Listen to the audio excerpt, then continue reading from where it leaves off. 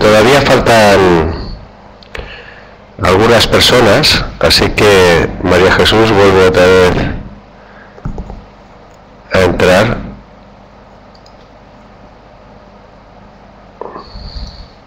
Os voy convirtiendo a los que habéis entrado. Mira, Osman y María Jesús habéis entrado con un perfil, y ahora Michael Ceballos también.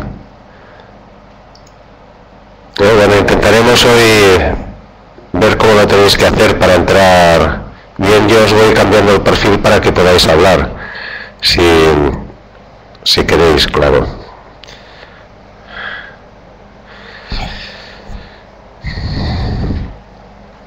Bien, la clase la grabaremos y bueno, mañana o pasado, cuando yo tenga disponible el link, que me lo han de dar, pues lo colgaré en el calendario del blog del programa de posgrado. Bien, comenzaremos. Yo os explico un poco, o sea, José María y yo hacemos, digamos, como una trenza, ¿no? O sea, él cada 15 días él nos impartirá una clase que es sobre todo conceptual, y alternándome con sus clases cada 15 días yo os impartiré una que intentaré amoldar mucho a vuestro perfil y que será más operativa, ¿no? Más destinada a, digamos, a ver cómo se hace, ¿no? lo del diseño de un sistema de este tipo, ¿no? O basado en las TICs. Esta primera sesión es como pasar por encima un poco de todo, ¿no? O sea, no es un resumen, porque no lo pretendo ser, pero sí que será como un compendio de cosas que después iremos viendo más detalladamente, ¿no?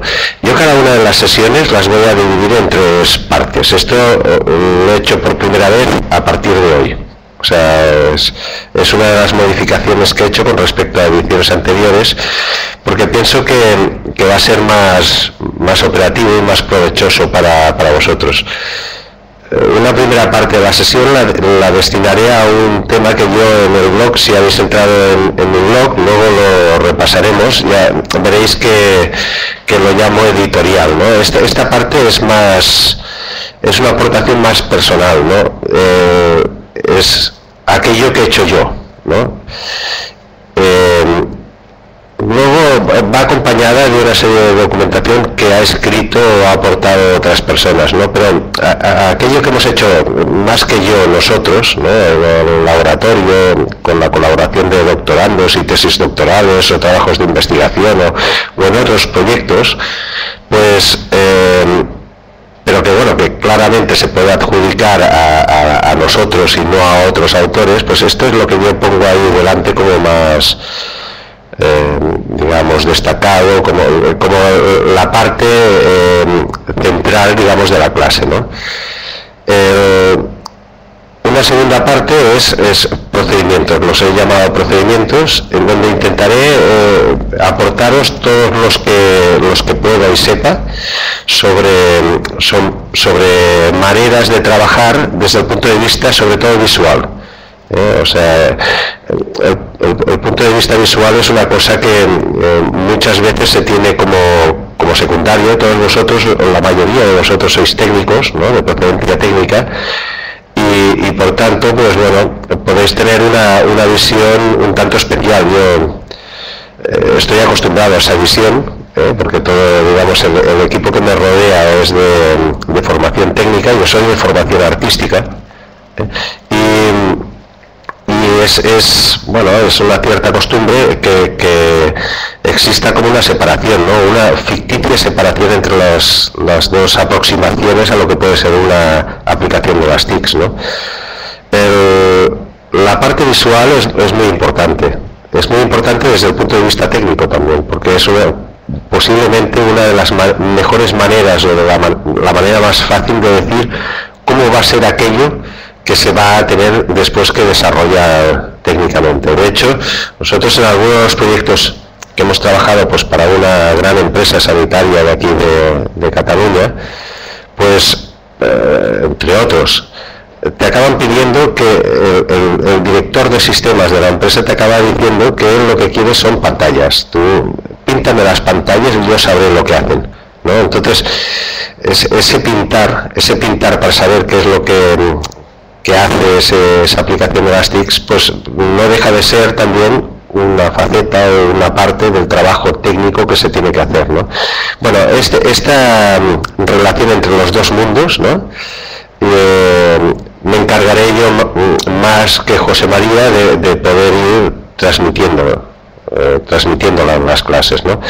Y dando recursos para poder hacerlo, ¿eh? Muchas veces, digamos, no se utiliza la parte gráfica o no se utiliza tanto como se querría o como se debería, porque faltan recursos, o sea, porque nadie nos ha enseñado, ¿no? Entonces, pues bueno, hay una serie de conceptos. Yo suelo trabajar mucho con conceptos, más que con pequeños secretos o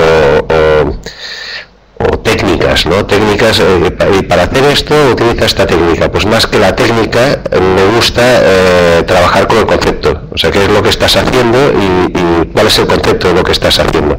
Es una manera de trabajar. La ventaja de trabajar con conceptos es que con menos conceptos, aunque sean sobre la parte operativa de la aplicación Elastic, con menos conceptos puedes dominar una gran cantidad de soluciones, ¿no? Con pocos conceptos, mientras que con las recetas necesitas muchas recetas, o sea, es casi como lo de la cocina. No sé si alguno de vosotros es aficionado a la cocina. Yo soy aficionado a la cocina. Y bueno, al final las salsas siempre se hacen igual y o sea, hay 3, 4, 10 conceptos fundamentales para poder cocinar, y si tú los conoces, pues puedes hacer gran cantidad de platos diferentes, aparentemente diferentes. En cambio, si te has de saber las recetas, has de saber muchísimas recetas, para poder ir, o sea, cada vez que necesitas hacer una cosa has de ir a la receta, ¿no? Entonces, pues bueno, son dos maneras de aproximarse, cada cual ha de coger la suya, o sea, sí que habrán técnicas y habrán conceptos, pero bueno, que sepáis que mi tendencia siempre es aislar conceptos que puedan ser útiles en más de un frente y de muchas maneras diferentes, ¿no? Bien, la tercera parte será la discusión. O sea, para la discusión, o sea, yo utilizo una aplicación en el iPad. Bueno, me voy girando continuamente porque estoy con dos máquinas, el iPad a un lado y con el ordenador delante, y entonces voy mirando. En el iPad tengo una aplicación que me agrega mucha información de tendencias, de investigación, que sale publicada en diferentes medios, ¿no? Entonces, yo utilizo esta aplicación, ya explicaré cuál es. Y entonces aquellas noticias, de hecho la cuenta de Twitter que estoy utilizando está creada específicamente para este curso. O sea, yo la creé pues para poder ir divulgando noticias que yo encontraba de interés, o sea, que podían influirnos a la hora de tomar decisiones o de saber qué es lo que tienes que aprender o hacia dónde te tienes que orientar en el momento de diseñar aplicaciones de Elastic. Y entonces yo, cada noticia que encuentro que tiene interés, la envío ahí al Twitter prácticamente sin comentario. Los comentarios me los reservo para las clases o para el blog. Entonces yo creo que veremos de intentar aterrar entre todos un sistema documental que nos funcione bien. Entonces esta última parte son temas que yo destaco, o sea, que tienen, no porque sean más importantes, sino que tienen que ver, ¿no? Tienen que ver posiblemente con la clase, ¿no? Y que realmente detrás he identificado, yo todo lo que envío por el Twitter es que identifico que tiene importancia, más o menos, no la catalogo la importancia, pero eso no lo comento tampoco, pero creo que nos influye. O sea, que a partir de eso que pasa ahí o ha salido publicado ahí, en algo nos afectará a nosotros y nos vamos a dedicar a este mundo, ¿no? A este trabajo. Entonces, después de tantos años intentando estar produciendo aplicaciones y no perder el carro, ¿no? Digamos, este camino de innovación tecnológica en un entorno que ha evolucionado muchísimo y ha cambiado muchísimo, como es este Elastic, pues bueno, después de tantos años como que desarrollas un sexto sentido y a la que oyes una cosa se te conectan las antenas y dices, esto es para mí, esto tengo que tenerlo en cuenta, no me puedo olvidar de esto, porque en algún momento me afectará, ¿no? Bien, pues con la parte esta de la editorial, que empezamos ahora, pues yo este gráfico lo hice hace 2 o 3 años para los estudios de doctorado. Este gráfico que tenemos en pantalla. Entonces mi problema era, o sea, a mí me gusta mucho hacer mapas, porque es una manera de, bueno, en una imagen pues como que capturas un trozo, digamos, del conocimiento de la actividad y te permite como estar más seguro, ¿no? Más seguro a la hora de visualizar cada parte. O sea, un gráfico de este tipo te dice, oye, aquello que estás haciendo solo es una parte. Este es el primer mensaje, o sea, nunca te parece un todo. Y segundo, te permite saber qué partes tienes cerca. Esto yo creo que desde el punto de vista profesional es muy importante.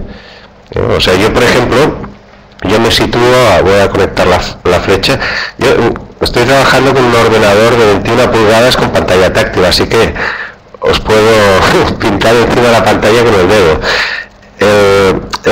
Yo me sitúo aquí, en el HCI y corriendo por esta línea de aquí, por la línea de la ingeniería de Kansei, interfaces post-WIMP, ¿no?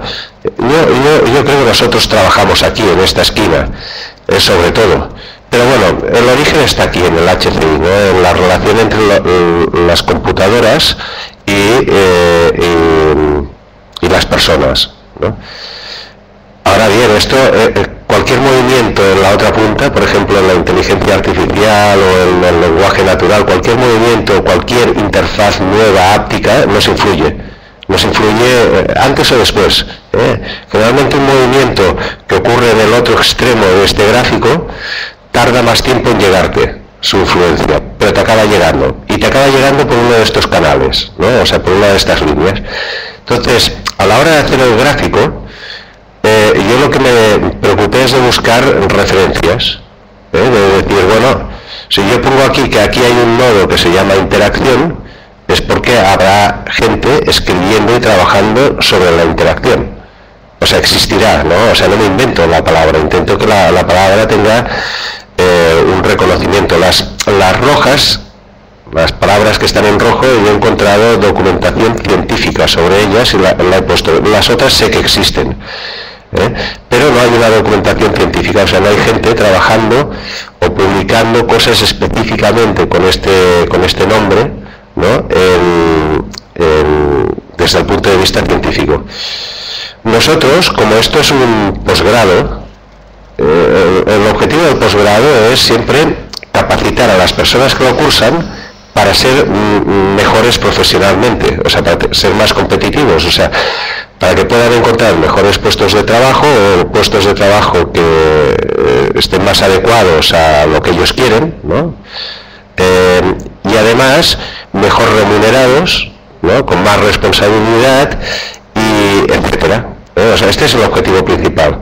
Sin embargo, junto a este objetivo va otra cosa unida, que es que generalmente en este ámbito se necesita que estas personas que ocupan cargos más importantes además dominen eso que se llama innovación, dominen o por lo menos sepan navegar o trabajar en el ámbito de la innovación.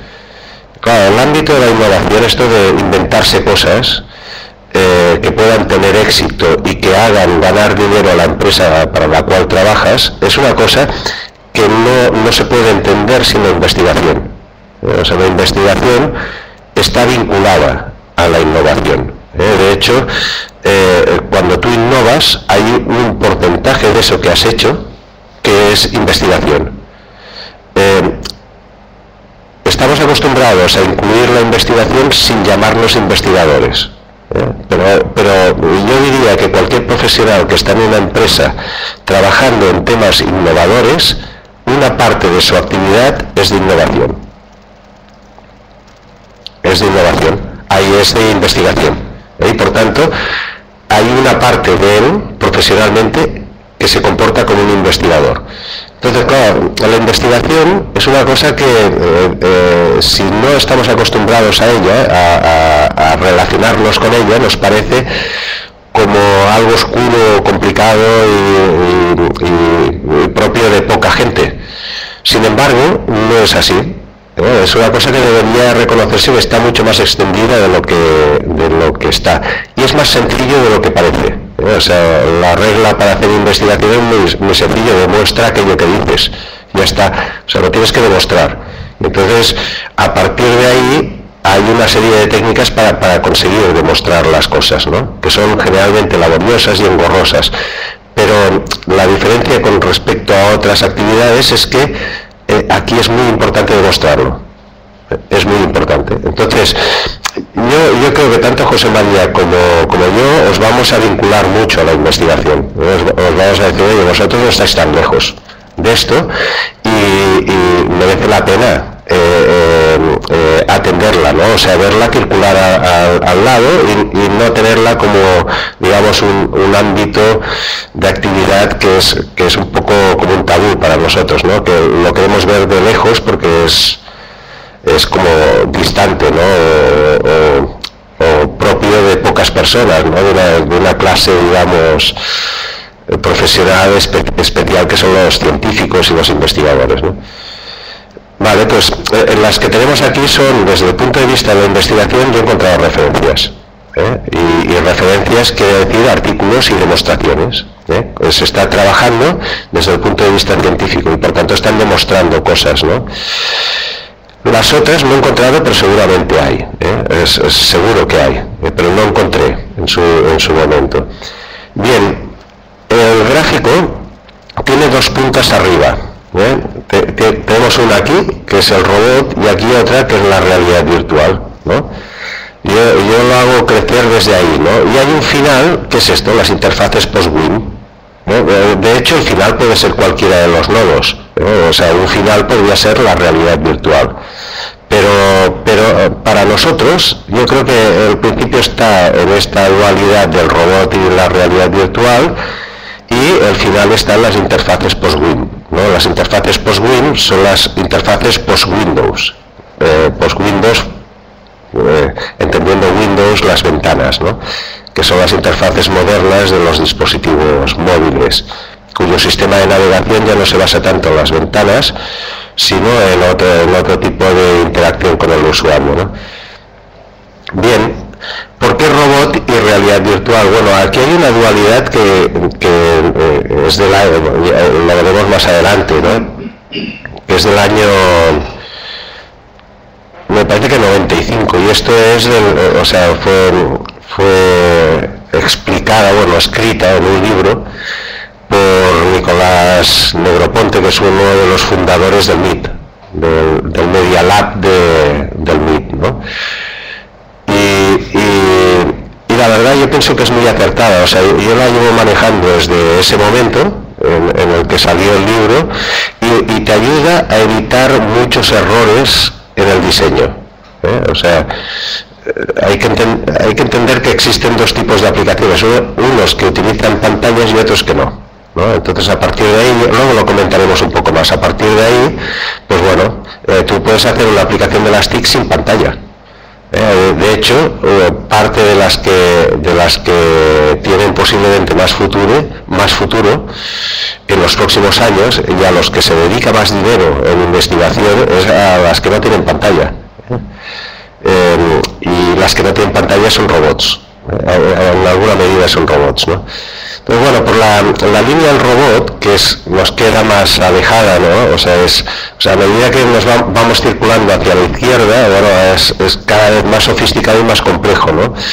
Es todo un mundo, digamos, el mundo de la cibernética mucho más especializado, más de ingenieros, más, o sea, su destino es un destino, digamos, mucho más técnico, ¿no?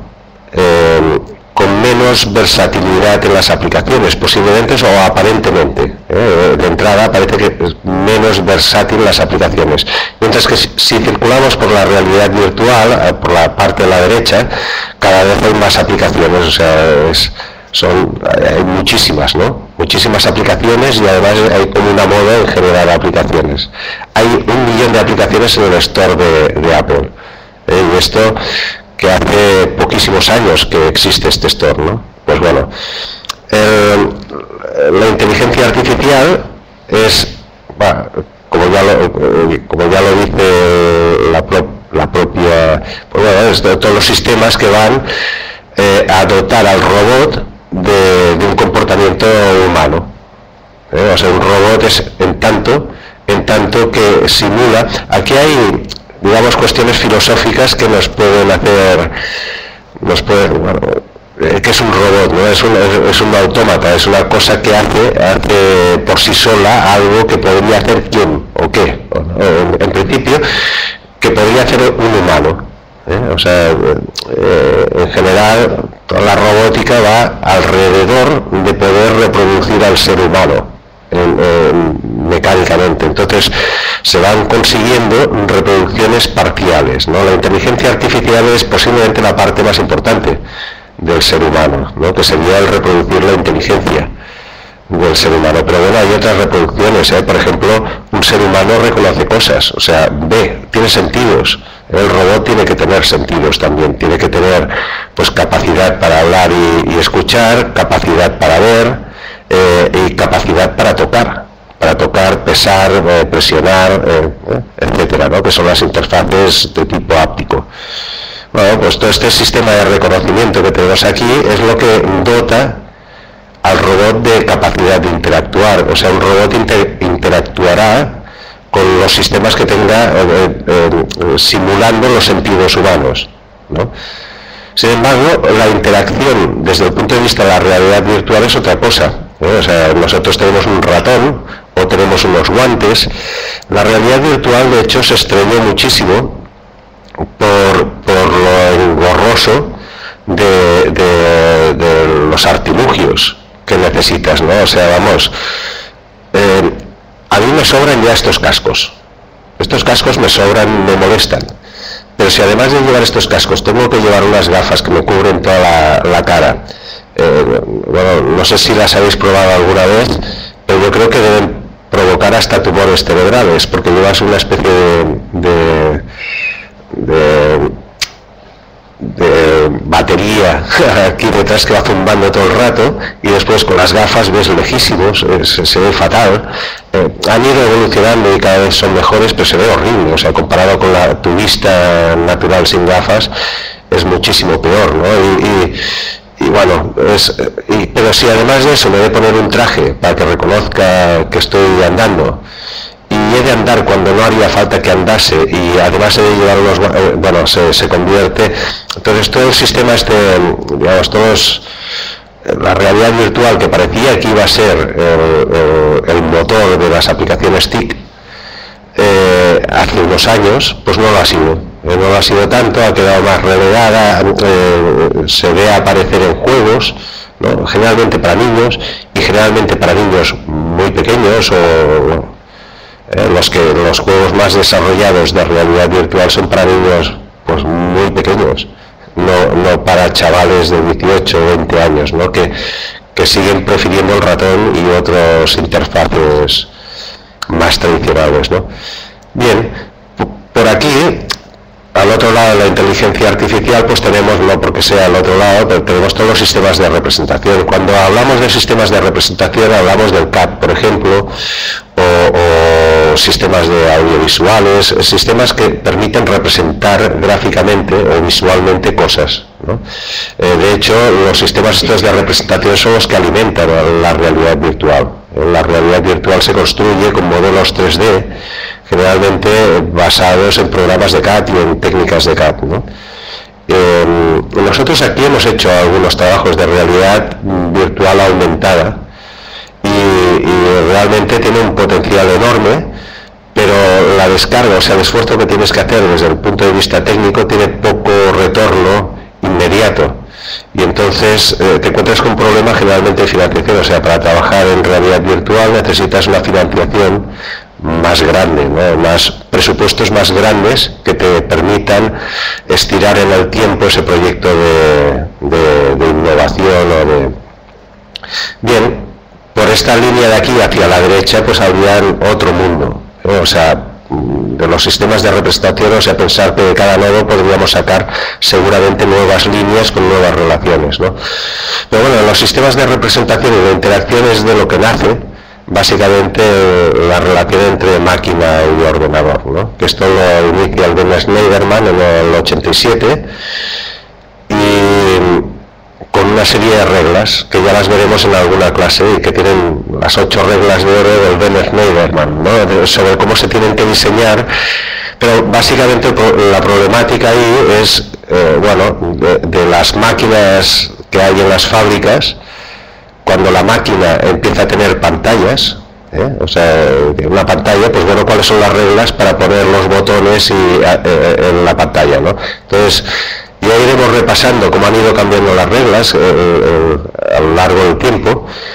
En clases más adelante ya veréis que es alucinante, o sea, qué reglas se han llegado a poner en qué momentos, cuando era, o sea, igual al año siguiente quedaban absolutamente desfasadas, ¿no? Y anuladas, y se había demostrado que era falso totalmente. Por eso es tan importante muchas veces demostrarlo, ¿no? Te van apareciendo reglas de gurús, de gente que te dice que tienes que hacer cosas y luego resulta que, bueno, que esas cosas pues tampoco son tan importantes, y si tú pones dinero de una empresa para hacer esas cosas que no son importantes, corres el riesgo de perderlo, ¿no? Entonces, bien, a raíz de la relación entre computadores y humanos, pues viene todo el tema de la usabilidad, que todavía está de moda, y que, bueno, que es de finales de los 90, ¿no? Del Nielsen. También estaba Norman, que lo tenemos aquí, lo he puesto en ingeniería de Kansei, pero es un poco injusto porque en realidad no está en la línea esa,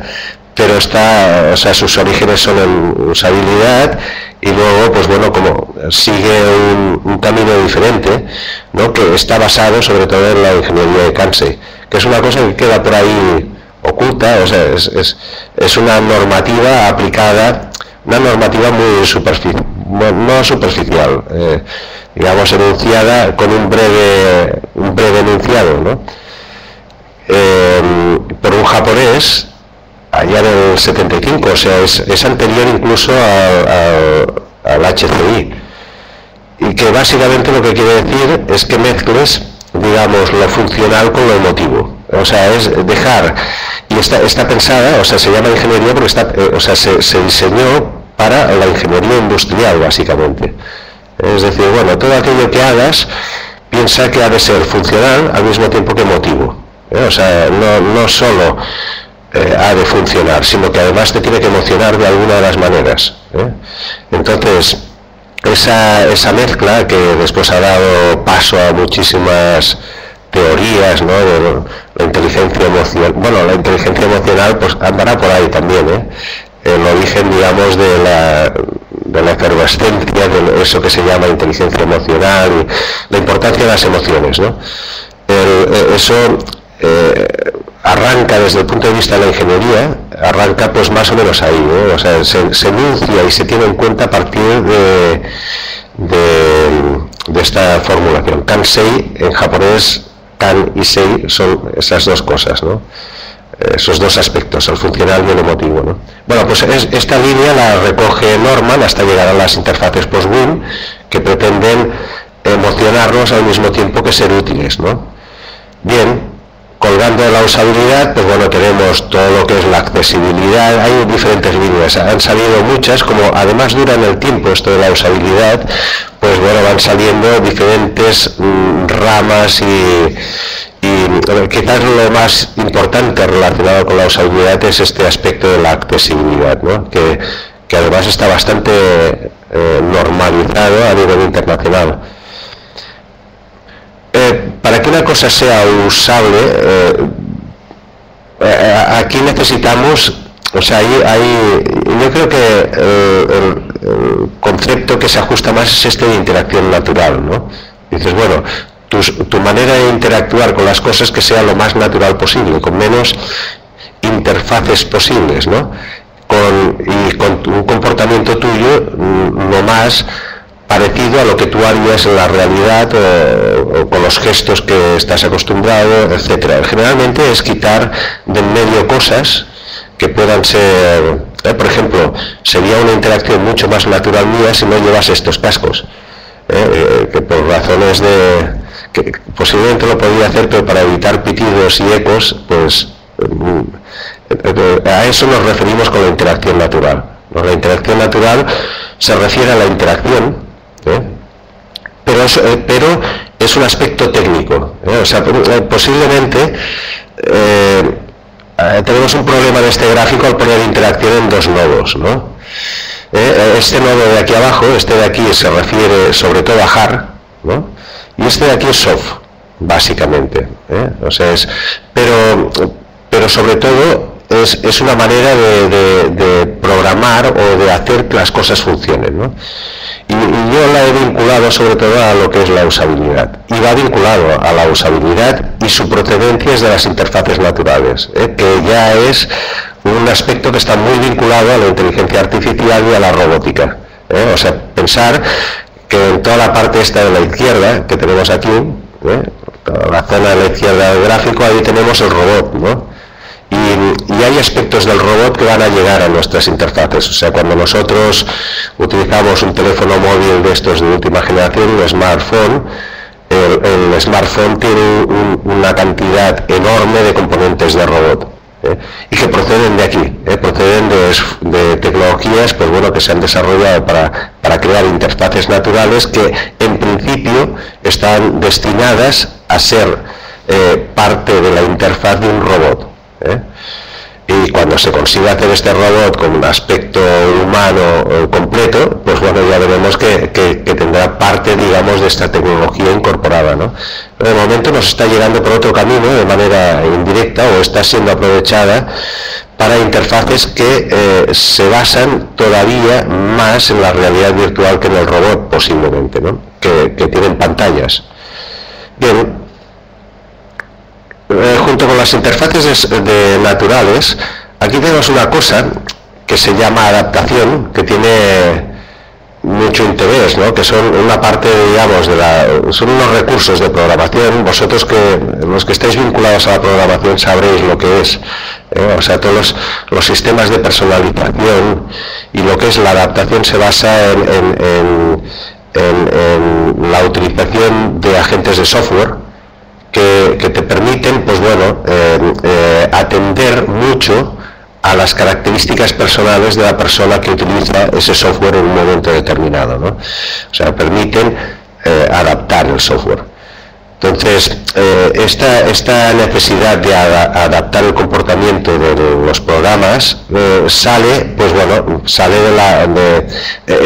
tiene una línea de vinculación directa con lo que es la inteligencia artificial. Digamos, hay 4 niveles, que serían pues el lenguaje natural, o sea, conseguir que eso se comporte como se comporta una persona, o sea, dentro del lenguaje natural, pues por ejemplo, muy cercano a la inteligencia artificial tenemos la semántica, ¿no?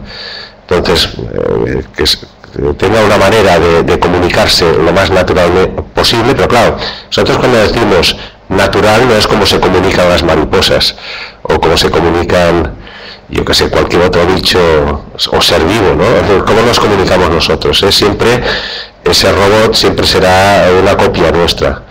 Y bueno, pues el lenguaje natural, la semántica, que la tenemos aquí muy cerca, a pesar de que tiene muchísimos problemas todavía, interfaces naturales, o sea, de manera que la relación pues con la máquina sea lo más parecido a la relación entre dos personas, y bueno, y sobre todo ya que esa máquina me distinga, ¿no? Entonces esta sería posiblemente la capa más baja y la que más se está utilizando actualmente a nivel de usuario, ¿no? La adaptación o la personalización de las aplicaciones es una cosa que estamos muy acostumbrados a verla ya. Bueno, pues esta adaptación junto con una interacción natural, junto con la introducción de las emociones, es lo que genera eso que llamamos las interfaces post-WIM, ¿no?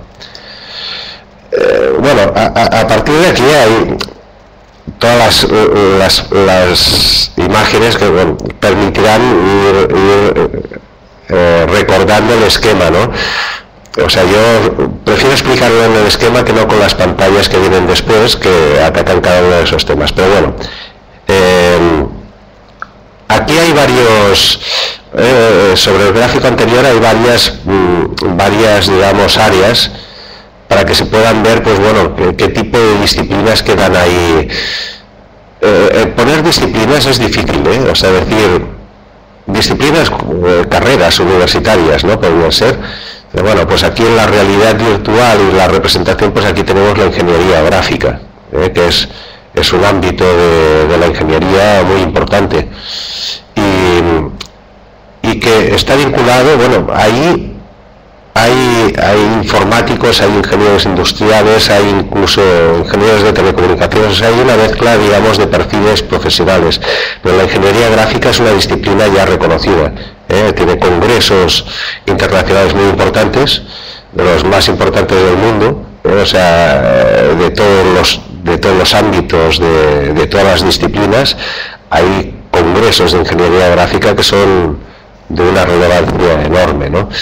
Y entonces hay una actividad científica detrás de la ingeniería gráfica y por tanto se reconoce con un apartado separado de otros, ¿no? Aquí, alrededor de la robótica y los sistemas estos de reconocimiento, la interacción natural, la interacción, las máquinas que se comportan como humanos, ahí pues está sobre todo la ingeniería industrial, ¿no?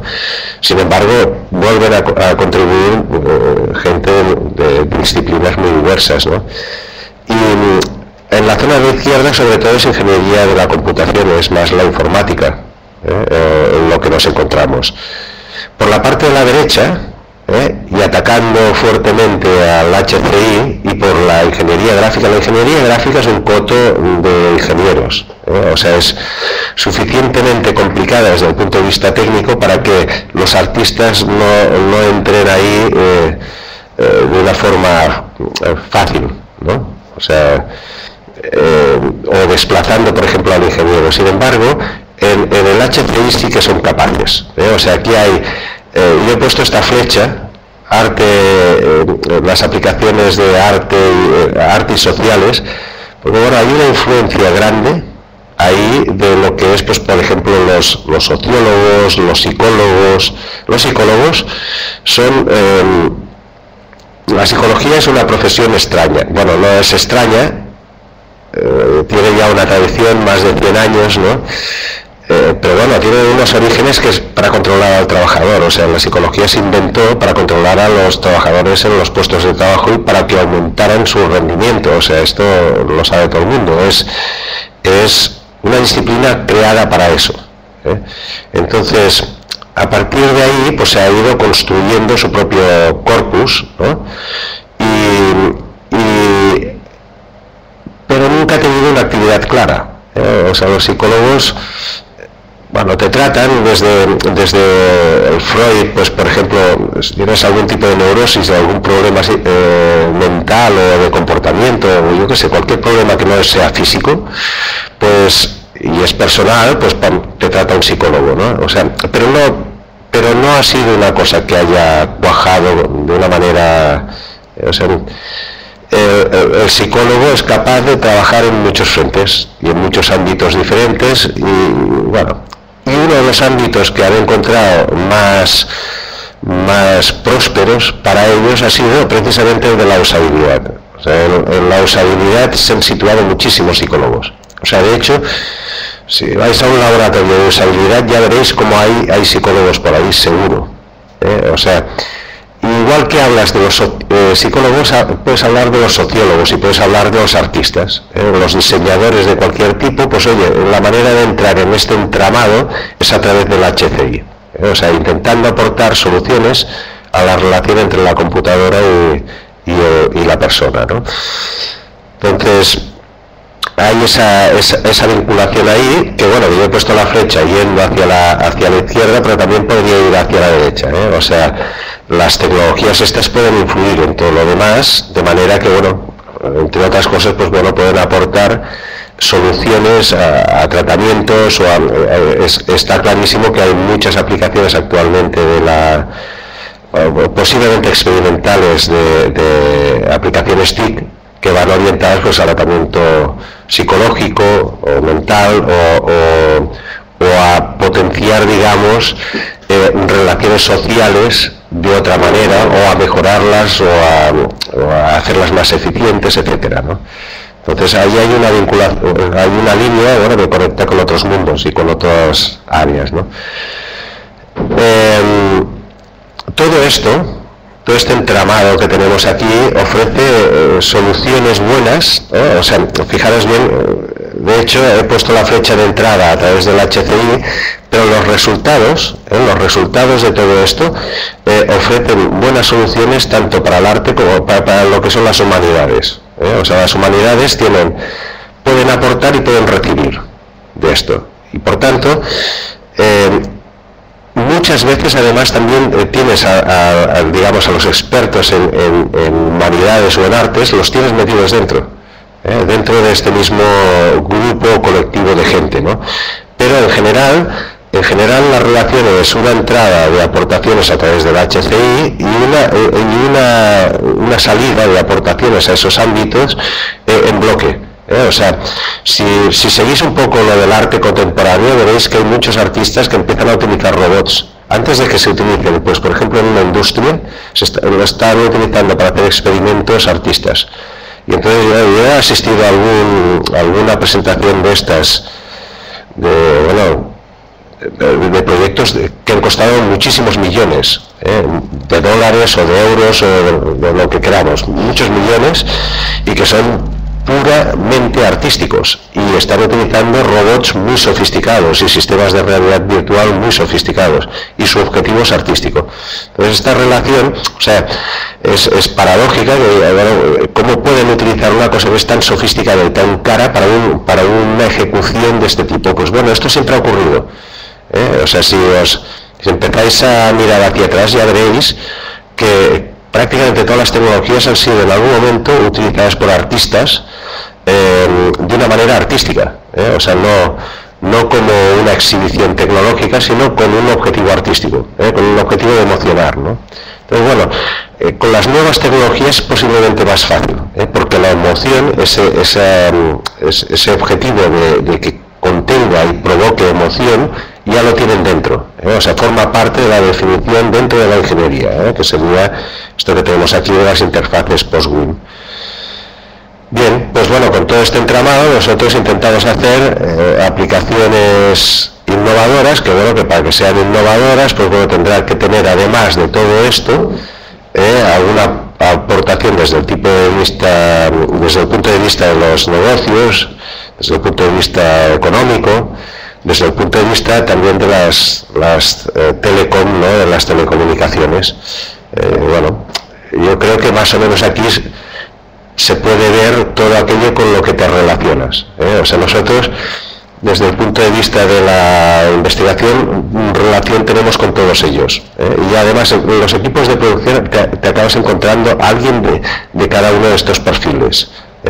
Bien porque te interesa a la hora de extraer o de sacar, digamos, la aplicación, o bien porque necesitas un filtro dentro del equipo para este tipo digamos, de contenidos que te entran, ¿no? O sea, si tú trabajas, pues por ejemplo, para el entorno de la sanidad, necesitarás a alguien que entienda de eso. Si además quieres hacer algo que sea innovador, pues necesitarás a alguien que sepa de negocios. Y así con todo, ¿no? O sea, como siempre aquello a lo que te orientas es a las aplicaciones, necesitas a alguien siempre que tenga una vinculación con ese entorno donde se va a aplicar, ¿no? Entonces, pues bueno, los más cercanos, los que pueden formar parte de los equipos, son los que están en este gráfico, O sea, pueden ser un economista, por ejemplo, puede ser un ingeniero de telecomunicaciones, puede ser un artista, un psicólogo, un sociólogo, un antropólogo, etcétera, ¿no? Un ingeniero gráfico, un ingeniero industrial, un programador, ¿no? Y después, en este ámbito de aquí, son personas que pueden proceder de cualquier ámbito, O sea, ahora no estoy seguro de que es Norman, pero yo diría que no es un técnico, Es de procedencia, yo diría que es, no sé si es filósofo o psicólogo, una cosa de estas, ¿no? Y ha sido una de las personas que más ha influido en el desarrollo de este tipo de tecnologías, ¿no? Por tanto, aquí hay un ámbito muy, digamos, de personas más mezcladas, ¿no? O de procedencia más diversa. Bueno, y ahora es cuando vienen todas estas pantallas, ¿no? Yo voy a destacar algunas, como hemos comentado todas.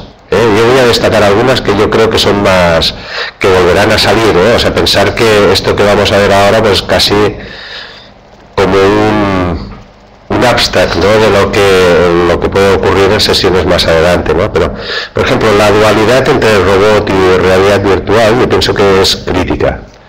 O sea, hace tiempo que se dejó de hablar de ella, de esta dualidad.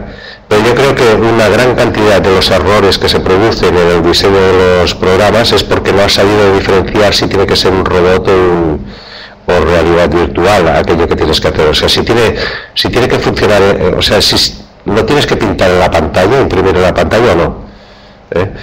Entonces, Negroponte en el libro es El mundo digital, es muy bueno.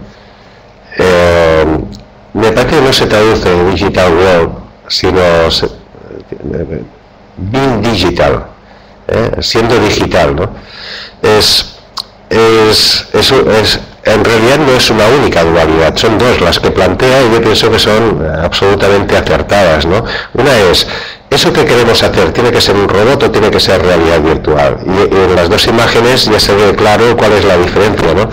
Si es un robot será una cosa ajena a ti, o sea, tú te relacionarás, digamos, a distancia con él, y si es realidad virtual, pues tú quedarás inmerso dentro o sea, la tendencia es a que tú quedes inmerso dentro de la aplicación. O sea, es una aplicación de las TIC que te incluye a ti, o sea, te mete dentro, o una aplicación de las TIC que es independiente de ti. Son dos mundos diferentes, ¿no? Y están desde el origen, digamos, de las tecnologías informáticas, están una pisándose a la otra, ¿eh? Hay momentos en los que avanza más, digamos, la realidad virtual, y hay momentos en los que avanza más, pues, la robótica, ¿no? Y entonces van pasando de un mundo al otro, van pasando, digamos, soluciones. El ejemplo que ponía Negroponte en el libro era bien sencillo y ahora nos parecería a todos idiota del todo, ¿no? Porque muy simple y muy básico, porque estamos absolutamente acostumbrados a que sea ya así, ¿no? Entonces, en aquel momento, yo me acuerdo que había un software para desarrollar realidad virtual que era bastante fácil de utilizar. Era un programa de CAD un poco ampliado y era fácil de utilizar, muy caro, carísimo, ¿no? Y no me acuerdo bien de cómo se llamaba, ¿eh? Y yo creo que todavía existe y se sigue comercializando, pero bueno. Estaba este software y para utilizar el software, o sea, la interfaz era una especie de bola con una tela encima que se desplazaba nada, poquísimo la tela, o sea, no era un trackball de estos que ruedan la bola sin fin, sino era una especie de tela que al mínimo movimiento ya reaccionaba el ratón, ¿no? Muy difícil de utilizar y con 12 botones. O sea, ese cacharrito que tenía que estar encima de la mesa, yo me acuerdo de aquel artilugio que era caro, sofisticado y, bueno, espeluznante, que además tenías que combinar pues con unas gafas de este tipo tan horrendo, o sea, esta cosa que tenemos aquí, en estos cascos inmensos, ¿no? Tenías que combinar con esto para que te metiera dentro de un mundo digital, ¿no? Y entonces, una de las aplicaciones que utilizaban de demo era una aplicación en la cual tú, después de ponerte todos estos artilugios y hacer eso, pues tenías que recorrer una habitación, que era una oficina, para llegar a tu mesa de despacho, y en tu mesa de despacho tenías un teléfono con el cual tú apretabas unos botones en el teléfono como si fuera de verdad y llamaba por teléfono. Y entonces, claro, esa es la gran paradoja. O sea, no hay aplicación más idiota en el mundo posiblemente que esa. O sea, y vamos a ver, o sea, yo, ¿para qué quiero recorrer una habitación virtual para llamar por teléfono. Sí, llamo por teléfono con el teléfono y se ha acabado. No necesito hacer eso, ¿no? Entonces, era un ejemplo de cómo se podía utilizar la realidad virtual, que ya te estaba diciendo el mismo ejemplo de que más vale que no lo utilices, si lo vas a utilizar así, no la utilices, ¿no? Entonces, Nicolás Negroponte, con el paso de teléfono, ya lo explicaba, dice yo, mi situación ideal para llamar por teléfono es tener una persona que le diga, oye, llámame a tal, y que te llame. Ya está, yo me pongo al teléfono para hablar con tal, y mi única actividad con respecto al teléfono es hablar con tal. Ya está. Entonces, bueno, esto es lo que se copió, o sea, es la parte robótica de un teléfono. La parte robótica de un teléfono es cuando tú utilizas, digamos, el control de voz, que funciona relativamente mal, pues bueno, llámame a tal, y te llama, ¿no? O sea, fijaros que el reconocimiento de voz que llevamos muchos años incorporándolo lentamente y de forma poco eficiente en los sistemas. O sea, todos los Windows salen desde hace tiempo pues con este sistema de reconocimiento de voz, y los teléfonos, pues por ejemplo el iPhone que tengo yo, también tiene un sistema de reconocimiento de voz que no he conseguido que nunca reconociera aquello que estoy intentando decirle, me tiene que buscar en contactos. Pues no hay manera, ¿no? Entonces, eso está ahí incorporado, y cada vez irá funcionando mejor, y llegará un momento que funcionará bien. Pero bueno, esa es la función robótica. Ese teléfono escucha y hace lo que le dices, punto. O actúa como un robot, no hace falta ni que me lo enseñe en pantalla. O sea, de hecho, si lo pudiera hacer sin tocar el teléfono y sin cogerlo, mejor. O sea, fijaros bien que esa dualidad ya la explicó en 1995, cuando eran muy incipientes todas las tecnologías, y es una dualidad buena. Es una buena manera de comenzar a diseñar. Y por otra parte tenemos, oye, lo que son los átomos y los bits. ¿Qué tiene que ser átomo y qué tiene que ser bits, ¿no? Entonces, en la discusión de qué se ha de quedar en formato átomo y qué ha de pasar a bits, es una discusión que, bueno, en alguna de las cosas ya os comentaré qué discusiones hemos tenido en estos 30 años que llevo yo haciendo cosas. A algunos parecería sorprendente totalmente, porque hoy en día piensas que es ridícula, ¿no? Pero en su momento existían, ¿no? Una de las más claras son los libros. No sé, y todavía se sigue discutiendo. Es que yo, por ejemplo, a mí me gusta el olor de los libros. O sea, me gusta el olor. Claro, si me lo pones en Amazon, no huele. Pero bueno, puede llegar a oler. O sea, nadie dice que un libro de Amazon digital no pueda oler de aquí un tiempo. Y por tanto, hasta me podrían reproducir la sensación de ese papel impreso y del tacto, que bueno, que de otra manera pues no la tienes, ¿no? Pero claro, la discusión de si los libros van a estar en papel o van a ser digitales es ridícula. Es una discusión que no lleva a nada, o sea, no hace falta ni discutirlo, ya lo sabemos. O sea, van a acabar todos en digital, y excepto algún caso, porque los aspectos, digamos, ápticos sean irreemplazables, ¿no? Pero acabarán todos en digital, igual que la música, igual que un montón de cosas que ya ni nos preocupamos, O sea, la música prácticamente nos hemos olvidado de ella y de la música en soportes, O sea, la consumimos ya prácticamente no tiene un soporte óptico, O sea, la llevas en un iPod o en el teléfono, o la tienes en el ordenador. O sea, hay cosas que en su momento crearon una grandísima discusión, y bueno, con el tiempo se han ido viendo pues que no.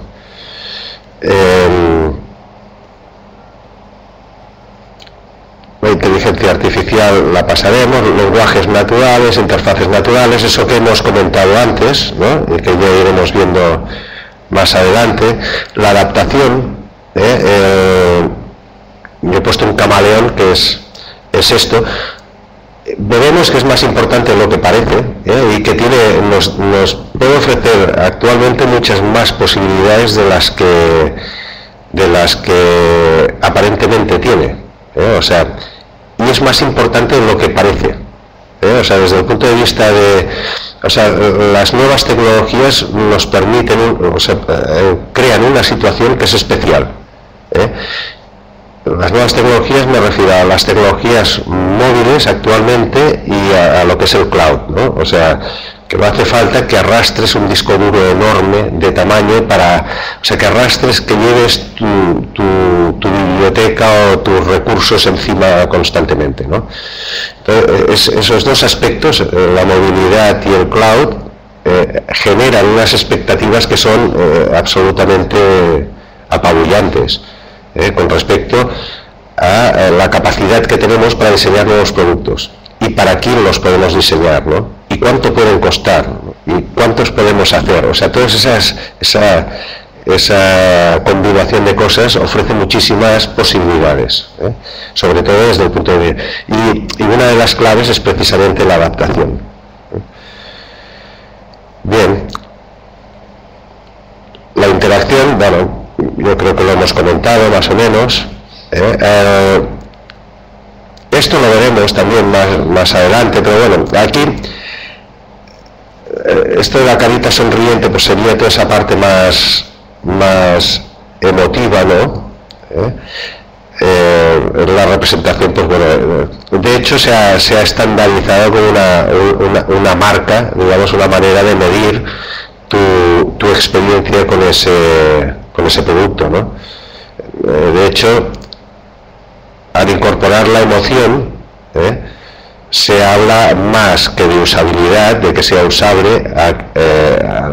El que sea usable deja como a un lado la emoción, ¿no? Bueno, sí, usable es, y se puede usar bien, fácilmente sí. ¿Pero dónde vas a usar? No. Esto puede ocurrir, ¿no? Y entonces, ¿por qué no? No me gusta. O sea, no quiero usarlo, no me apetece. Entonces, esta segunda parte, digamos, emotiva, que se incorpora a la usabilidad, ese conjunto de dos cosas, por decirlo de alguna manera, se está llamando actualmente experiencia de usuario. O sea, la experiencia de usuario incluye la parte emotiva, ¿vale? Pero se basa sobre todo en el diseño emocional, o sea, en diseñar para provocar emociones. Y bueno, hay muchísimo trabajo y muchísimos estudios que vinculan las emociones producidas al uso y a la eficacia en el uso de esos instrumentos. O sea, de hecho, lo hemos sabido siempre. Aquello que nos gusta lo hacemos mejor y somos mejores haciéndolo, ¿no? Lo hacemos mejor y por eso somos mejores, y además es mejor el resultado y bueno, y tiene más posibilidades de prosperar, etcétera, ¿no? Bien. La imagen esta, yo me imagino que más adelante también esta es original mía, la pinté hace tiempo para intentar explicar lo que era una interfaz. Y entonces, claro, una interfaz gráfica se basa en un perogrullo. O sea, nosotros tenemos dos aproximaciones. O sea, lo de la primera imagen, aquella que te pone la dualidad entre el robot y la realidad virtual, yo creo que es real. O sea, tú solo puedes ir puedes combinar las dos cosas, pero solo puedes ir en una de las dos direcciones. O sea, si tú continúas indefinidamente trabajando en una dirección, acabas en una o en otra. Entonces, si trabajas desde el punto de vista de la pantalla, trabajas en dirección de la realidad virtual, o sea, intentas encerrar en esa pantalla un mundo. O sea, ahora nosotros con esta clase estamos encerrados en una especie de realidad, o sea, es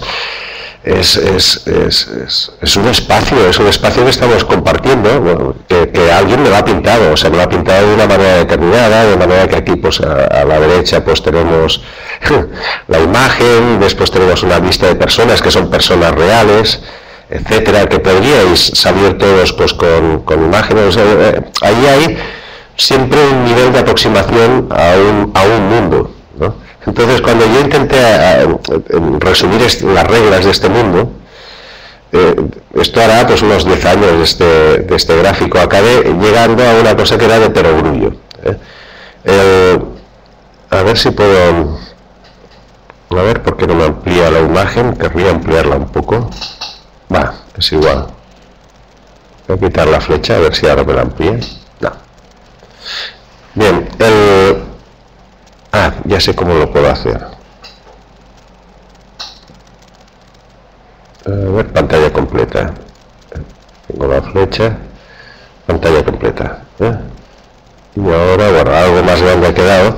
Si esto es... hace muchos años se hablaba de metáforas. Todavía se habla de metáforas, o sea, cualquier cosa que tú colocas en una pantalla es una metáfora. ¿Por qué es una metáfora? Porque no es real, o sea, lo que hay ahí detrás es un conjunto de unos y ceros de lo más críptico, no es, digamos, de esa tecnología que hay detrás a lo que aparece en la pantalla hay una distancia enorme. Y entonces esa distancia se construye a base de... Llega un momento que se construye a base de metáforas. Incluso en la programación son metáforas. No se habla tanto de metáforas como de lenguaje, o sea, se llaman lenguajes de programación porque imitan al lenguaje. Utilizan conceptos del lenguaje, intentan simplificarlo mucho. Los que hayáis programado sabéis, pues bueno, que existen los condicionales, existen pues los bucles, existen que son cosas que tú utilizas constantemente en tu lenguaje. Lo que pasa es que, bueno, está muy, digamos, concentrado y estructurado para que haga unas funciones determinadas, ¿no? Pero al final esa combinación de funciones te permite hacer muchas cosas. Bueno, ahí tenemos los lenguajes, pero después más arriba, o sea, cuando llegas a la capa gráfica, se habla de metáforas. Y entonces metáfora representa una cosa, pero que no es esto, o sea, representa una cosa que no es. Básicamente es eso, ¿no? Por ejemplo, un botón en la pantalla representa un botón, pero no es un botón. O sea, es una imagen de un botón.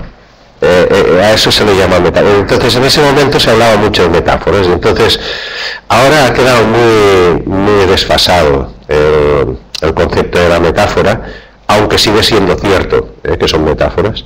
Pero no se le concede tanta importancia ya. Estamos acostumbrados, no aporta contenido nuevo. Entonces, una metáfora de realidad virtual, o sea, en pantalla, se construye pues con tres cosas. O sea, ese mundo ficticio que tenemos en la pantalla, ¿cómo lo construyes? Pues bueno, tienen que haber usuarios, hay espacio, que son los tres, la flecha, las tres esquinas de un triángulo. Una metáfora es un triángulo de estos grises. Este triángulo gris es una metáfora y tiene usuarios, objetos y espacio. Como la vida misma, o sea, en la vida misma hay personas, podríamos decir personas, objetos y espacio. Y entonces, si relacionas usuarios con espacio, pues tienes navegación. O sea, la palabra navegación, estoy navegando por internet, significa que una persona cambia de posición espacial con respecto a las cosas, con respecto a aquello que veo. O sea, ir cambiando de pantallas significa un cambio espacial, un salto en el espacio. La relación entre usuarios y objetos es manipulación, que es una de las aportaciones del Schneiderman en 1995. Dice, bueno, no, manipular es simular que estás modificando esa cosa en ese mundo virtual, ¿no? Por ejemplo, si tú te pones un guante de estos de realidad virtual y giras un objeto moviendo la mano, pues eso sería manipular. Si para girar el objeto tienes que apretar una flecha, pues bueno, es un nivel de manipulación menor, ¿no? O sea, cuanto más parecido es a la relación que existe entre las personas y los objetos, mayor es el nivel de manipulación, ¿no? Entonces, bueno, es otra manera de relacionarse, pero a eso no se le llama navegar. O sea, nosotros cuando pasamos páginas de un libro digital no navegas, manipulas el libro. Y entonces la relación entre objetos y espacio es la animación, objetos que se mueven en el espacio. Pues bueno, claro, me veo un perogrullo total, y entonces a base de triángulos de estos, de metáforas, vas construyendo todo un escenario, que es el escenario que tú tienes en la pantalla. Esta manera de explicar el diseño de la interfaz es una manera, digamos, que ha quedado un punto desfasada con con las nuevas interfaces post-WIM, ¿no? Pero que bueno, que sigue siendo, sigue existiendo, o sea, esto no es falso, sigue siendo cierto. Su importancia, pues, en este momento es relativa, ¿no? Los sistemas estos de proyección, ya veréis que yo os voy enviando, hay uno que se está comercializando ahora que lo puedes enchufar a cualquier cosa. Y esta mañana yo estaba con un compañero mío que me estaba preguntando si una publicación suya de física nuclear, es un físico nuclear muy importante en Europa, si se las tenía que pasar a iPad. O a un dispositivo móvil. Digo, madre mía, digo, esto no puedes dudarlo. Entonces uno de los problemas que tiene él para hacer ese salto, digamos, a los dispositivos móviles es la pérdida del teclado, que es el mismo problema que tuvieron los usuarios de BlackBerry. Los usuarios de BlackBerry, también a un amigo le digo, mira, la BlackBerry la tendrás que tirar al final, porque no podrán pagar los botones. Los botones son carísimos, esos botones tan bonitos que tenía la BlackBerry y el botoncito ese, claro, eso es carísimo de producir. Llegará un momento que lo desecharán y por tanto vamos perdiendo los teclados los vamos a perder todos. Y entonces ha salido un dispositivo que es de este tipo, pero ya comercializado. No, que lo puedes conectar a lo que quieras. Me parece que os lo he enviado a través del Twitter, ¿no? Lo puedes conectar al aparato que quieras y ya te proyecta el teclado allí donde estés. Con lo cual, bueno, pero el teclado sigue siendo poco natural. O sea, un teclado es una interfaz de interacción poco natural.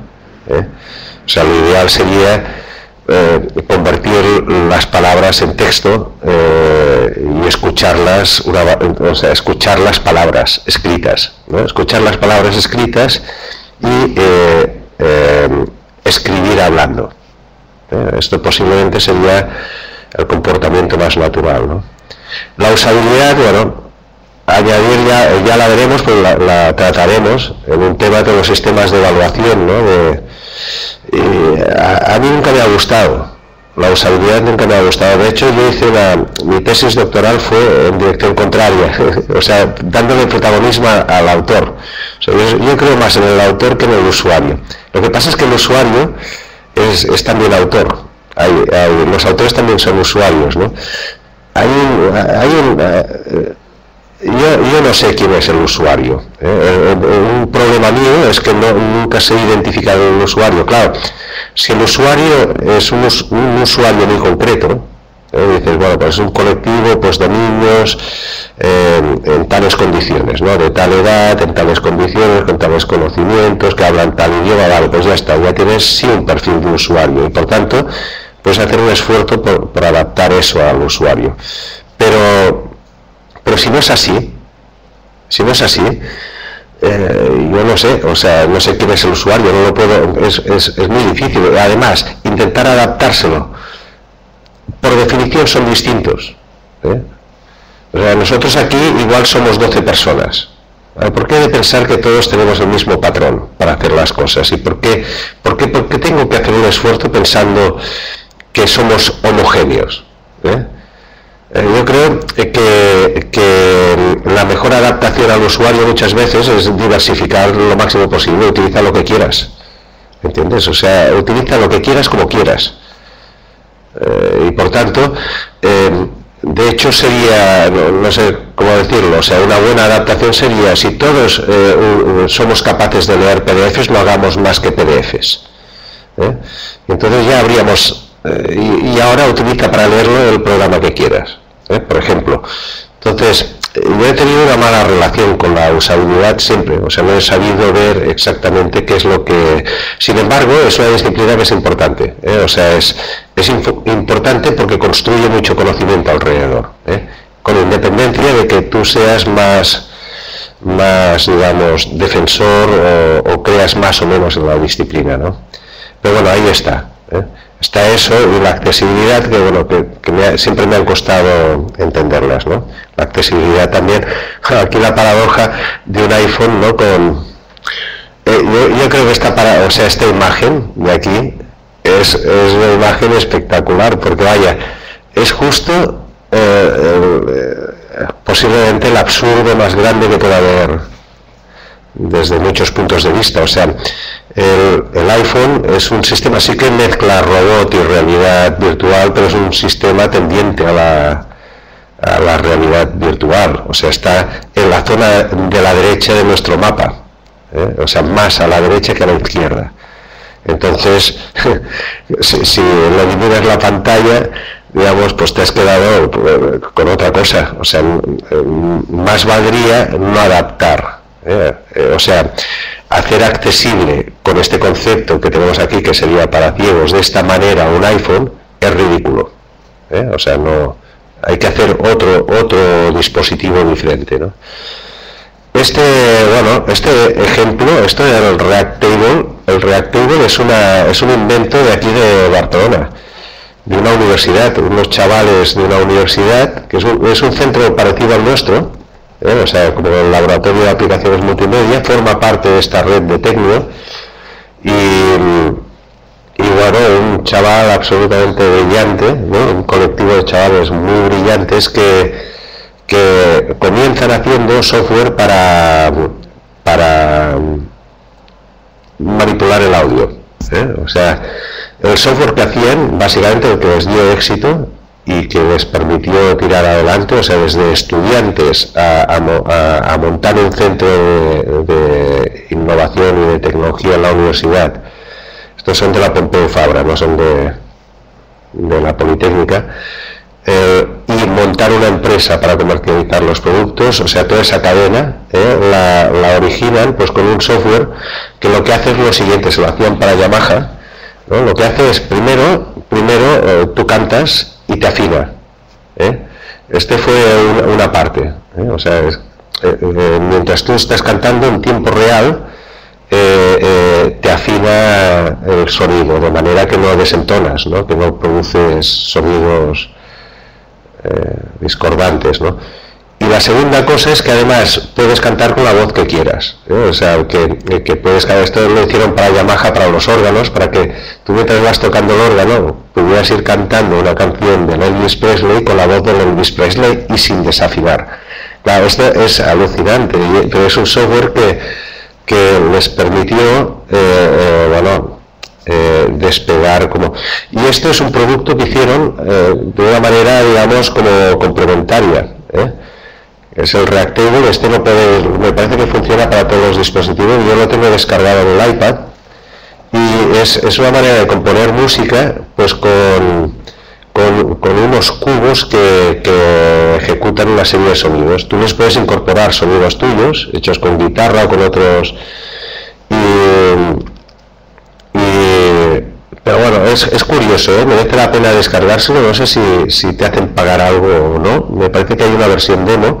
Es curioso porque es una filosofía diferente, y hay algún músico, me parece que era Björk, que es una cantante de estas semimodernas, ¿no? Que utiliza el sistema en conciertos en directo, pues para hacer parte del sonido del concierto, ¿no? Entonces, bueno, tiene su cierta gracia, pero es representativo como un sistema post-WIM, claramente. Mira, Pedro Díaz parece ser que lo utiliza, el Reactable. Yo he jugado un poco con él, yo todavía continúo, digamos, con la versión analógica del sistema, toco la guitarra, la guitarra acústica y ya está, ¿no? Y esto, bueno, curioso, el sistema, y difícil de utilizar también, o sea, es difícil de utilizar. Bien, pues esto sería un poco la primera parte, ¿no? Esta parte, digamos, editorial de las fuentes documentales. O sea, vosotros, yo creo que lo primero que hay que tener en cuenta para buscar documentación, o sea, ahora, resumiéndolo mucho, es, siguiendo la primera página, estos son las disciplinas más vinculadas a nosotros. O sea, en algún momento, si buscamos documentación, hemos de saber más o menos en este mapa dónde están. Si nos falta algún nodo en el mapa, lo incorporamos. Pero yo mi consejo es siempre trabajar con un mapa, tener claro dónde estás y en qué lado y qué cosas tienes próximas, etcétera, ¿no? Y en algún sitio del mapa tiene que caer eso que tú has encontrado, ¿vale? Segunda cosa es cuidado con las referencias. Las referencias, el documento que tú buscas para en el que basar algo, una decisión, un diseño, lo que sea, ese documento ha de estar contrastado. O sea, puedes utilizar una información como inspiración para decir, oye, ¿ves? Esto me ha dado una idea, vale. Pero si tienes que estar seguro, y antes de convertirlo, pues posiblemente en un diseño definitivo, en un prototipo, en un negocio, lo has de contrastar. Y entonces, ¿cómo se contrasta? En general, o sea, un mayor nivel de contraste, hay diferentes, o sea, posiblemente José María os apuntará hacia aquellas fuentes que van más por la parte del negocio, más las partes más económicas, ¿no? Pero es igual, o sea, sean más de negocio, más de tipo artístico, impresión. Al final, digamos, la fuente más fiable es aquella que se ha demostrado, lo que se demuestra. Y entonces, demostrar ir a fuentes científicas, es ir a buscar un paper, un artículo publicado por alguien, algún grupo científico o algún estudioso, pero desde un punto de vista científico, o sea, que haya demostrado eso, que lo haya demostrado, y entonces, si lo ha demostrado, pues seguramente es cierto, o por lo menos ofrece más garantías. Entonces, al final de todo este proceso, digamos, documental, hemos de tener en cuenta que deberíamos aproximarnos, al buscar esta documentación, aproximarnos siempre a esas fuentes científicas, más o menos. Una buena fuente, digamos, de información es la Wikipedia. Ahora, se sabe que hay artículos falsos en la Wikipedia, por tanto, ¿qué tienes que hacer? Pues tienes que garantizar que el artículo que has leído no es falso, que es real. Y ya veréis que yo os aporto documentación de la Wikipedia. Bien, la parte esta, digamos, pues ahora iríamos a los procedimientos, ¿vale? Los procedimientos es cómo vamos a trabajar. Pues para los que habéis hecho el máster anterior, hay el posgrado de negocio con Telefónica, nosotros vamos a trabajar de manera muy distinta, creo yo.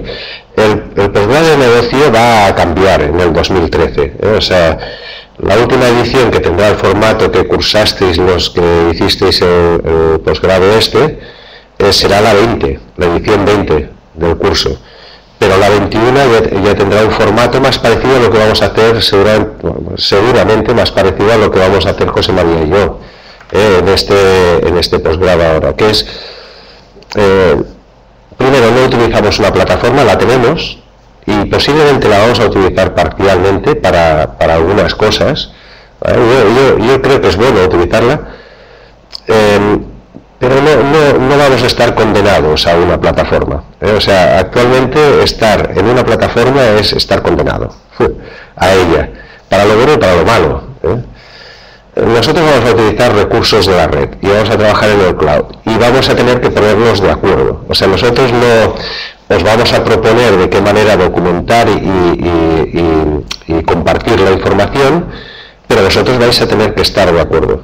O sea, yo creo que este concepto en el cual un colectivo se pone de acuerdo en la manera en la cual va a trabajar durante un periodo de tiempo, es razonable que se aplique también aquí, porque vamos a aprender más intentando ponernos de acuerdo y compartiendo los recursos que no de otra manera. Entonces yo os voy a hacer una propuesta que ya la hice en las clases introductorias, pero yo voy a actuar de esa manera. O sea, yo os voy a decir de qué manera voy a actuar yo con la documentación y José María, o sea, que vamos a actuar nosotros, y vosotros en algún momento nos tendréis que decir cómo lo vais a hacer vosotros, ¿no? Y en algún punto vamos a tener que compartir. Yo creo que hay muchas posibilidades. O sea, la ventaja de hacerlo así es que vamos a utilizar recursos diferentes. cada uno de nosotros. O sea, y al utilizar recursos diferentes nos vamos a preocupar de que esos recursos, pues bueno, acaben, aunque sean instrumentos diferentes, acaben compartiendo la misma documentación, ¿no?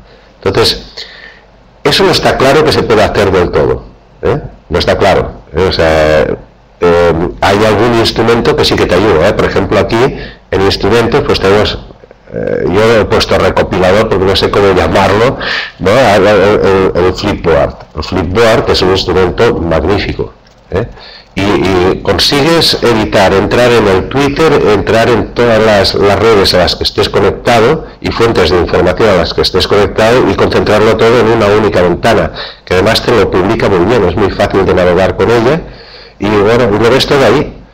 Entonces, cosas parecidas a estas, pues tenemos el Google Plus, que no lo he puesto aquí porque en aquel momento ni había salido. El Google Plus, tenemos, bueno, el Google Plus, que es Drive ahora, ¿no? Google Plus, Drive, bueno, ahí van saliendo instrumentos que te permiten hacer este compendio, ¿no? Bueno, de instrumentos hay unos cuantos para compartir o comunicarlos, ¿no? Enviarlos información. Otra cosa es, pues, son los canales. Y aquí lo he diferenciado en instrumentos, canales, contenidos, sectores, bueno, hay diferentes maneras de clasificar esto. Posiblemente esta clasificación tampoco vale, ¿no? Pero sí que nos permite ver diferentes tipos de aplicaciones para hacer las cosas, ¿no? Bueno, nosotros para buscar información, ¿no? O compartirlo, todo esto, pues podemos utilizar el Google directamente para buscar información. Yo es lo primero que utilizo para buscar información, cualquier tipo de información, y acabas llegando a artículos buenos, publicados por gente buena, fiable, que te demuestra aquello que estabas buscando. Entonces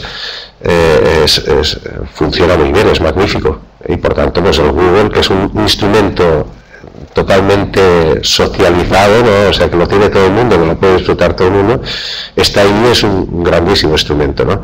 Pero bueno, hay otros, ¿no? Pues te apuntas al sistema de distribución de noticias por RSS o sistemas de preferencias. Por ejemplo, esta tontería de las estrellitas es una manera también de poder seleccionar información destacada, ¿no? Lo que pasa es que es relativamente poco fiable, pero hay sistemas de estos de preferencias que son muy fiables, o sea, que son sistemas muy profesionales que te permiten identificar esto, ¿no? Identificar documentos de más valor, o de más valor para más personas, ¿no? Entonces, bueno, canales, podemos utilizar redes sociales, blogs, portales corporativos, correo electrónico. O sea, nosotros podemos utilizar muchísimos canales para comunicarlos y publicar, y etcétera, ¿no? Hay algunos que son específicos, o sea, de contenido específico. Yo en la documentación, bueno, en la última transparencia os he apuntado unos cuantos, pero ya os explicaré cómo pienso que tenemos que hacerlo, para poder ser más eficientes, ¿no? Os he apuntado unos cuantos, unas cuantas referencias, pero deberíais ser capaces de incorporar más, o sea, cada cual conoce alguna que tiene interés, y por tanto las podríamos incorporar a la lista de referencias que nos interesa utilizar para compartir información y para buscarla, ¿no? Pero bueno, por ejemplo, el diseño es bastante conocido, el Design Council, que es una página web bastante destacada, pero hay otras, por ejemplo, el Wired. Hay varias páginas orientadas a diseño, directamente, ¿no? Y sobre todo a diseño en general, que son muy buenas, de mucho nivel, ¿no? Para medias pues tenemos el YouTube, pero hay más plataformas. Pues de hardware, pues igual la página de Cisco. El software, pues un ejemplo, son ejemplos, porque hay muchas más, de hardware hay un montón. Pues el W3C, ¿no? Que es, lo pongo también más adelante, que es la página donde se publican los estándares de accesibilidad, y de hecho tiene instrumentos para medirte la accesibilidad de tu portal, o sea, te permite hacer bastantes cosas con respecto a la accesibilidad, ¿no? Pues bueno, es monotemático, solo habla de accesibilidad, ¿no? De Marketing On, bueno, yo os he puesto aquí una empresa catalana muy buena, muy famosa, se llama DoubleU, que son muy buenos, son muy brillantes con respecto al uso de las TIC, ¿no? Al diseño de sistemas TIC para el marketing y la publicidad, son muy buenos. Bueno, vamos a encontrar fuentes documentales por sectores, ¿no? De la sanidad, de la ingeniería, pues, por ejemplo, temas de turismo. Aquí en Cataluña tenemos una buena de turismo, y la de trámites civiles, Hacienda, ¿sabes? Los impuestos, cosas de este tipo, también es muy buena. O sea, van apareciendo cada vez fuentes, digamos, de información que son más completas, funcionan mejor, son más eficientes cuando haces una búsqueda, rápidamente consigues lo que quieres, etcétera, ¿no? Entonces, y después, pues bueno, también estas fuentes se pueden catalogar por tendencias, ¿no? Por niveles, ¿eh? Por ejemplo, pues tendríamos tendencias, o sea, tú cómo vosotros podéis saber qué es lo que se va a cocer de aquí. Hoy estaba en una reunión que se decía que, bueno, que ya se publicaban los planes de investigación e innovación europeos hasta el año 2020. O sea, ¿qué se estará cociendo en el año 2020? O sea, ¿qué se hará en el año 2000? O sea, ¿de qué podríamos, o sea, si nosotros nos vamos a dedicar a las aplicaciones de las TIC, ¿qué estaremos haciendo? ¿No? Entonces, claro, esas son las tendencias. Y bueno, generalmente las tendencias, las empresas privadas se las callan, o sea, te filtran aquello en lo que están trabajando cuando ya lo tienen hecho, ¿eh? O sea, de hecho, los iPhones los roban de una cafetería, siempre la misma, el día antes de que se haga público de que ya tienen el diseño, bueno, validado, y que ya tienen la producción prácticamente hecha, ¿eh? Entonces, generalmente esas fuentes de las tendencias son páginas científicas,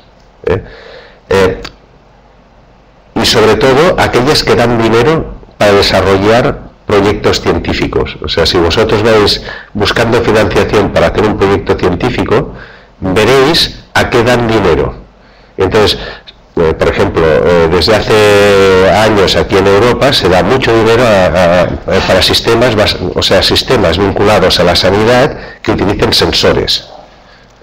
Pues bueno, ya te puedes hacer una idea de si tú quieres, si te interesa la sanidad, pues tú ya sabes y quieres hacer aplicaciones TIC orientadas a la sanidad, ya sabes que tienes que hacerlas pensando, mira, me parece que este mediodía, mientras estaba comiendo, os he enviado una noticia a través del Twitter que habla de un sensor, o sea, un sensor que va en los botones de los sprays para los que tienen asma, las personas que tienen asma, que directamente cada vez que clica, o sea, que hace un clic en el de esto para echarse, digamos, el vapor dentro de la boca, esa información del clic pasa a un dispositivo que la recoge y la publica y se la envía a todas las personas que necesitan saberla, o sea médico, padres, familiares, etcétera, de la persona esta. O sea, fijaros bien, claro, pues eso es, o sea, se han estado invirtiendo mucho dinero en los sensores. Y bueno, ¿y el sensor para qué? Pues para este tipo de aplicaciones. Y este tipo de aplicaciones, o sea, esto al final acaba siendo una parte de esas interfaces naturales. ¿Cuál sería la versión anterior de la interfaz esta de los clics? Pues bueno, cada noche el niño, esto está pensado además para niños, o sea, es una aplicación para niños. cada noche el niño entra en el ordenador y tiene una aplicación muy mona que le pregunta: ¿cuántas veces te has puesto, digamos, el medicamento hoy?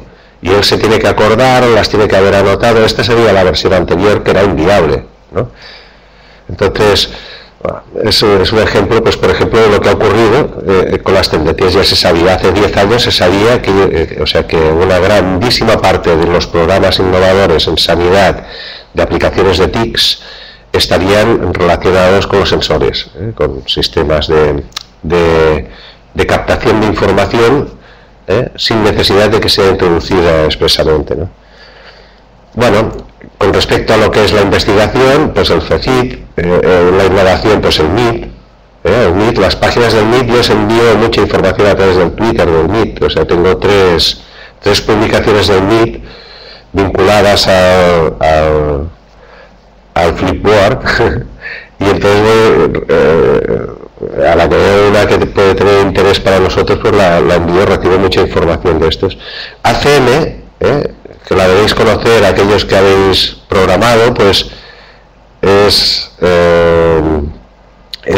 digamos, la gran publicación, ¿no?, o asociación de la computación, ¿no?, de los ordenadores.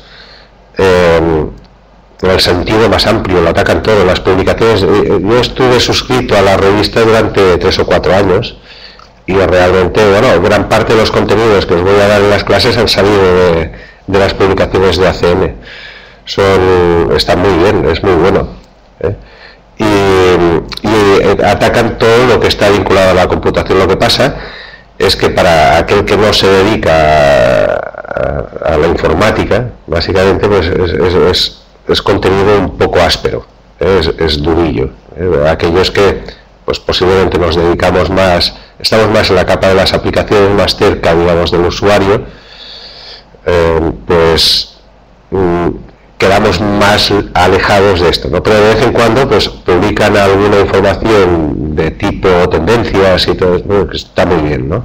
Pero bueno, es una publicación de referencia. La Wikipedia es una magnífica publicación, fuente de muchísima información y muy buena en la mayoría de casos, ¿no? Y bueno, ¿cómo saber por dónde van los tiros comerciales? Pues entras en el Apple Store y te pasas ahí unos cuantos días mirando qué aplicaciones han salido.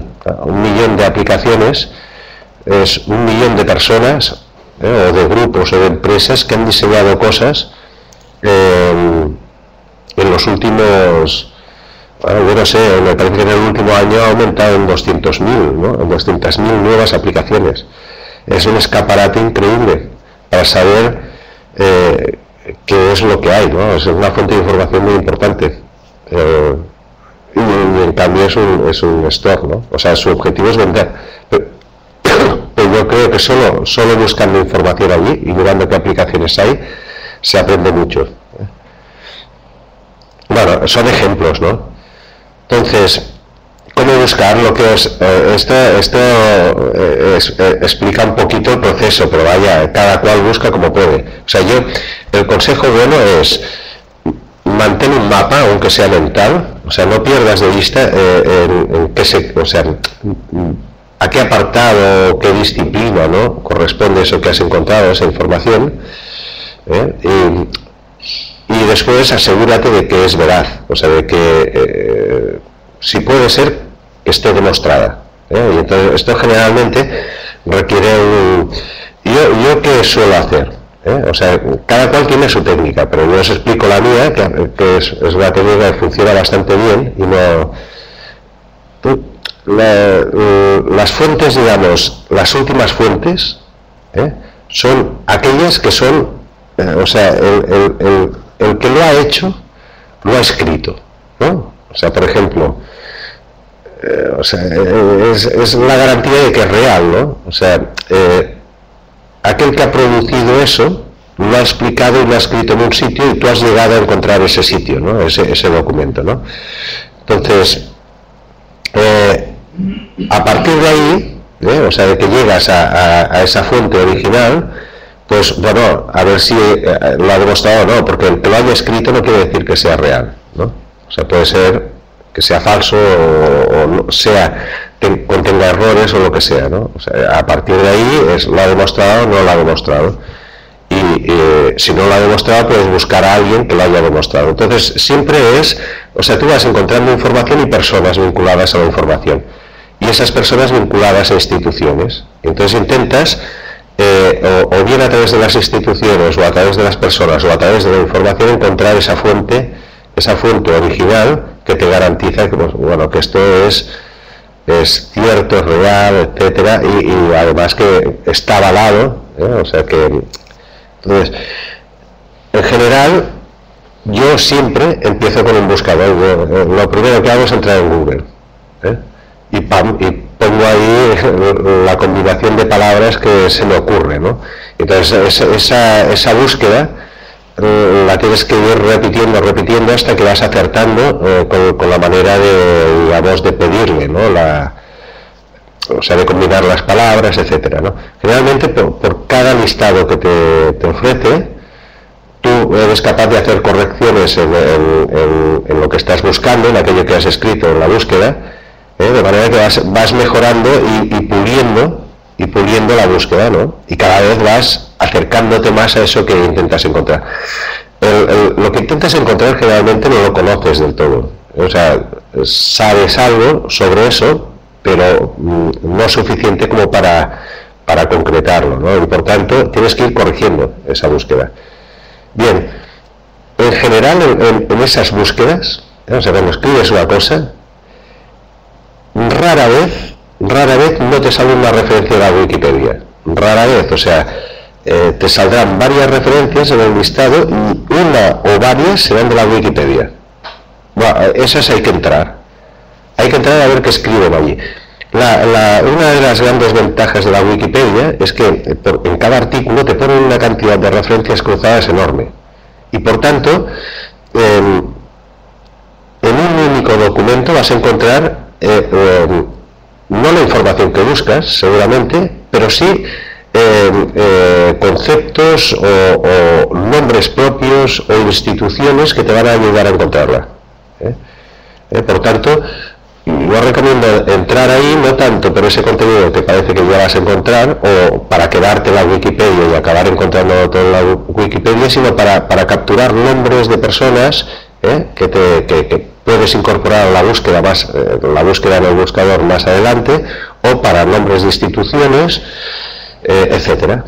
Entonces te vas incrementando. O sea, eso es un proceso iterativo, que te va llevando del buscador a unos documentos, a unas publicaciones, de esas publicaciones a otras publicaciones, vuelves al buscador y lo vas haciendo hasta que llega un momento que lo tienes ya y acabas siempre en la fuente. O sea, si tienes suerte y existe una fuente clara y única, llegarás a esta fuente. Esta fuente puede ser una página corporativa, puede ser muchas veces, o sea, si es un documento que ha de estar cerca que es un documento científico, eso estará vinculado a una universidad. Lo vais a encontrar, y entonces ahí también hay universidades y universidades, ¿no? Pues tienes Harvard, tienes el MIT, ¿no?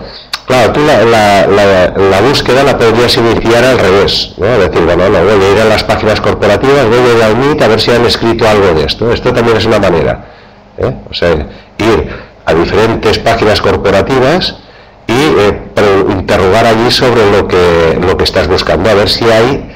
Pero generalmente eso es mucho más lento de funcionamiento, te costará más encontrar la información que no si lo haces al revés, si vas por Google.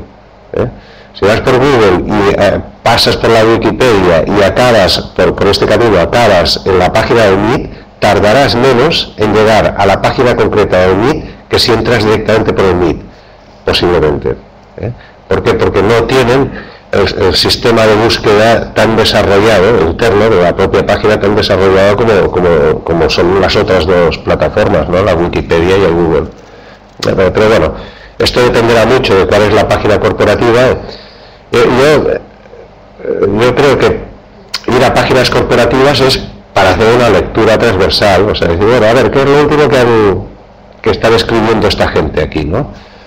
o qué es lo último que han publicado. Yo creo que incluso eso lo vamos a perder, o sea, si no tenéis un iPad o una tableta, yo os aconsejo que os compréis una, por poco que podáis. Yo creo, porque el hábito, o sea, la capacidad de identificar cómo funcionarán las cosas, depende muchísimo de que utilicéis un cacharro de estos. ¿Por qué os lo decía? Lo de las páginas corporativas. Las páginas corporativas, yo creo que con el tiempo se diluirán. O sea, una página donde tú vas poniendo y catalogando y archivando ahí toda tu información, tiene un interés muy relativo. O sea, que veremos que cada vez menos accedes a estas páginas para buscar la información. ¿Por qué? Porque bueno, si la información ya la tienes troceada y tú la has hecho circular por la red, como hacen prácticamente todas las páginas, ¿ya? O las más importantes lo hacen. O sea, aquello que tiene interés y que han publicado hoy, te lo han distribuido a través del Twitter o de LinkedIn, a través de alguna red. Entonces, eso que han diseminado a través de las redes, tú puedes recogerlo y publicarlo con tu propio formato en tu propio sistema. Entonces, claro, eso tiene mucho más interés para mí que el tener que ir hoy a la página corporativa de una empresa, mañana a la página corporativa de una universidad. Bueno, es como leer varios diarios, es la práctica aquella de las personas que se leen las noticias y para eso se compran todos los diarios, entonces el papel, y se sienta encima de la mesa y abren primero un diario, después otro diario. Bueno, pues esa es una práctica que tiende a desaparecer. Y tiende a desaparecer tanto ahora, o sea, en el formato papel, que ya se ve claramente, como en el formato digital. O sea, esa actividad por la cual yo ahora entro en la página de tal, y después en la página de cual, y después en la página de tal, para ver qué han publicado, tiende a desaparecer. O sea, ¿por qué? Porque hay soluciones mucho mejores, mucho más naturales, como estas otras. Y casi todas esas funcionan en dispositivos móviles. O sea, te permiten visualizar modelos diferentes de publicación de contenidos. Entonces, pues bueno, era una anécdota, pero creo que es más importante de lo que parece. Bien, aquí os he puesto una lista, son varias, todas ellas, algunas yo os estoy enviando la información, ¿vale? Pero hay otras que no.